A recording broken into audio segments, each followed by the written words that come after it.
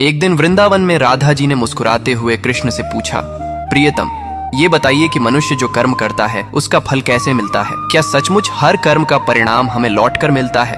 कृष्ण ने मधुर स्वर में उत्तर दिया, राधे, संसार कर्मों का बगीचा है। इसे समझाने के लिए मैं तुम्हें एक कहानी सुनाता हूँ।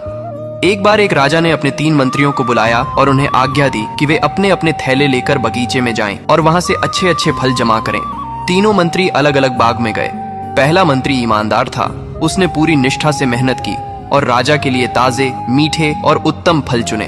दूसरे मंत्री ने सोचा कि राजा हर फल का परीक्षण तो नहीं करेगा, इसलिए उसने जल्दी जल्दी कच्चे, सड़े और अच्छे बुरे सब फल मिला दिए।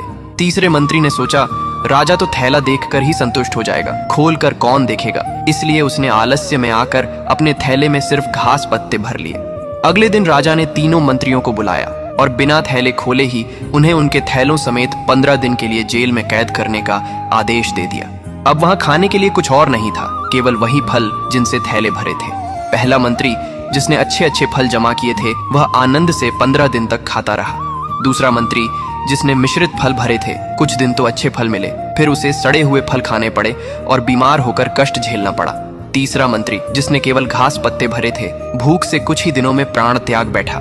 कृष्ण ने राधा की ओर देखकर कहा, राधे, यह संसार भी उसी बगीचे जैसा है। हर मनुष्य अपने कर्मों से अपना थैला भर रहा है। जो सच्चे, पवित्र और शुभ कर्म करेगा वही सुख और शांति पाएगा। जो मिलावट करेगा उसे फल भी उसी के अनुसार मिलेंगे, और जो केवल आलस्य और बुरे कर्म करेगा उसके पास अंत समय पर कुछ भी नहीं बचेगा। इसलिए जीवन में हर पल अच्छे कर्मों का संग्रह करना चाहिए, क्योंकि यही आगे चलकर हमारे जीवन का सहारा बनते हैं। जय श्री कृष्ण।